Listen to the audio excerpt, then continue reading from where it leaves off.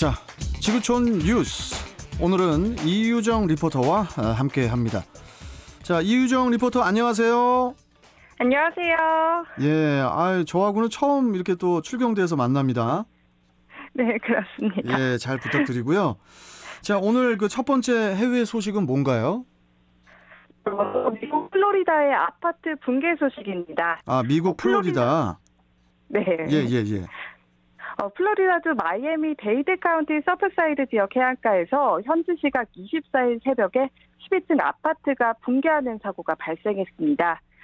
이후 밤샘 구조 작업이 며칠째 이어지고 있지만 27일까지 9명이 숨지고 150여 명의 소재가 파악되지 않고 있습니다.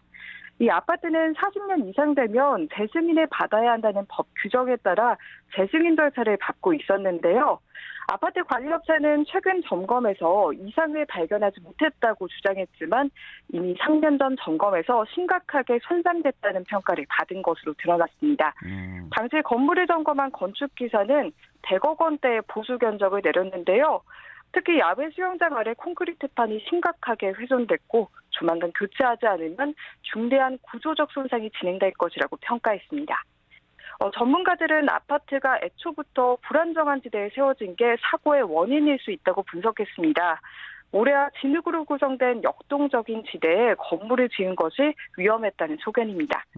또 해안가 바로 앞에 40년간 있었기 때문에 오랫동안 아파트에 바닷물 방울이 스며들어서 건물 붕괴를 가속화했을 것이란 전해도 있습니다.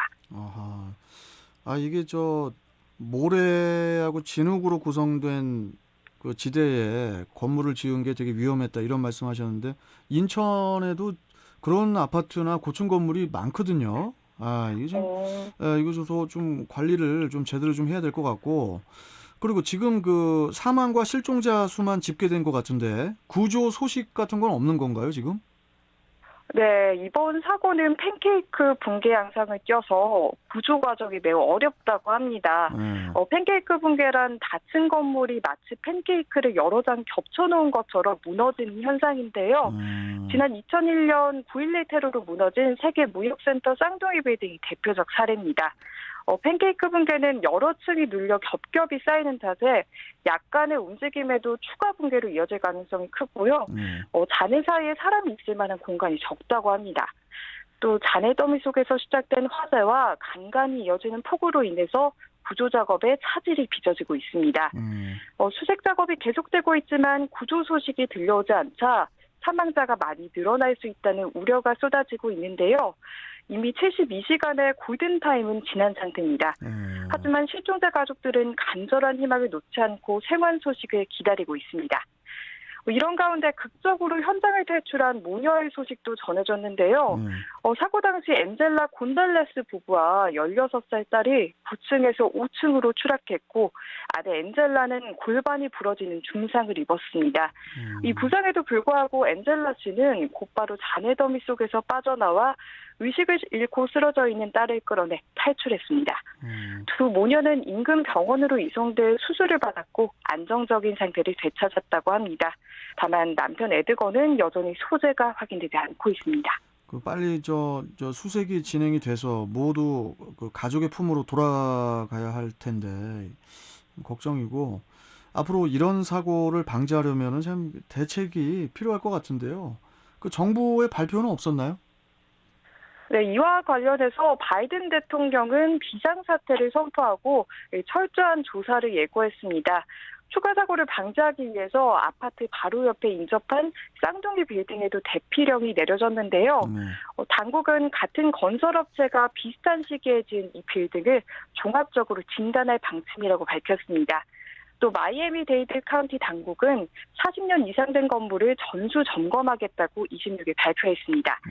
이에 따라 30일간 카운티 내 모든 건물은 안전성 점검을 받을 예정입니다.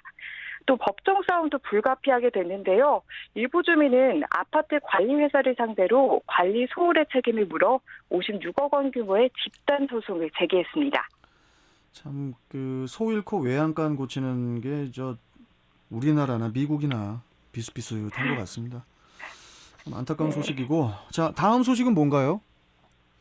네, 유럽연합이 성소수자 차별법과 성소수자 차별금지법으로 시끄럽습니다.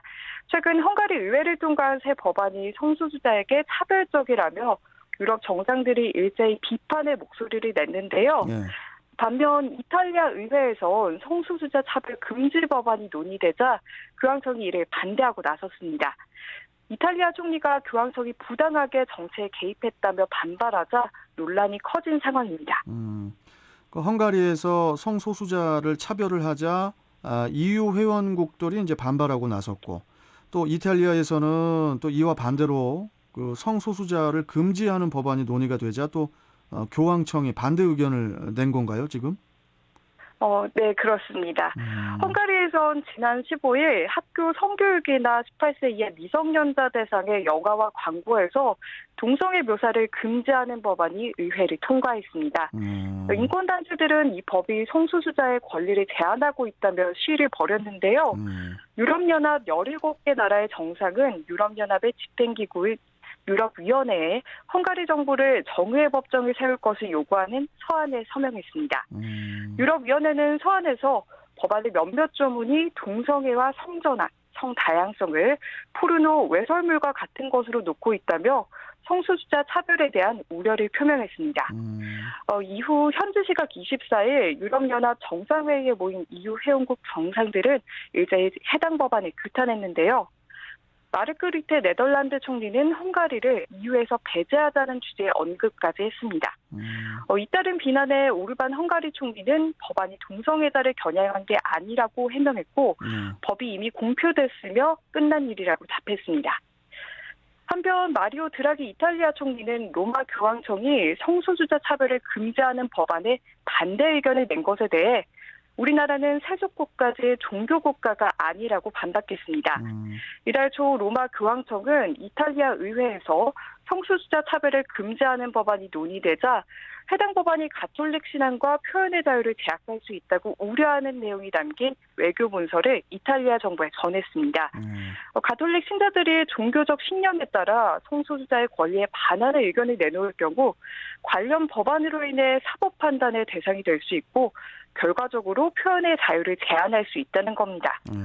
법안에는 장애인이나 동성애자, 성전환자를 차별하거나 폭력을 선동하는 행위를 처벌하는 내용이 담겨 있는데요.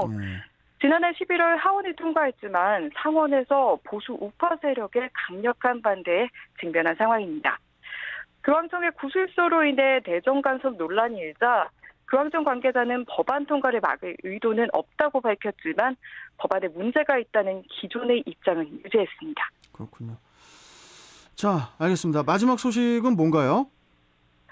네, 세계 최고 권위의 도로 사이클 대회 중 하나인 투르드 프랑스에서 관중 한 명의 팻말로 인해 선수들이 집단으로 충돌하고 대회가 중단되는 초유의 사태가 빚어졌습니다. 저기 관중의 팻말이요? 네, 팻말입니다. 팻말로 인해서 선수들이 충돌했다고요? 네. 이거 계속 전해주시죠. 네, 현지 시간 26일 프랑스 서브브레스트에서 2021 투르드 프랑스 대회가 열렸는데요. 올해로 108회째를 맞는 이 대회는 3주간 프랑스 전역을 일주하며 전 세계의 사이클 선수들이 모이는 큰 대회입니다. 사건은 대회 첫날 결승선을 45km 남겨둔 지점에서 일어났는데요. 길가에 서 있던 한 관중이 힘내세요 할아버지 할머니 라고 써진 팻말을 도로 쪽으로 내밀었습니다. 독일 선수 토니 마틴이 이 팻말에 부딪혀 넘어졌고 이를 시작으로 주변에 있는 수십 명의 선수들이 연이어 충돌하고 말았습니다. 경기장은 아수라장이 됐고 대회가 잠시 중단되는 지경에 이르렀습니다. 처음 충돌한 토니 마틴 선수는 왼쪽 팔에 찰과상을 입었고요. 약간의 출혈도 발생했습니다. 독일의 사이클 유망주인 아샤 쥐털린 선수의 경우 손목에 혈종이 생기는 큰 부상으로 인해 대회 출전을 포기하게 되는 상황까지 이르렀습니다. 팻말을 들이민 관중은 사고 현장에서 도망쳤는데요. 아직 신원이 파악되지 않았다고 합니다. 이래 주최 측은 극소수의 사람들이 모두를 위한 행사를 망치지 않도록 하겠다며 해당 관중을 상대로 법적 대응에 나서겠다고 밝혔습니다.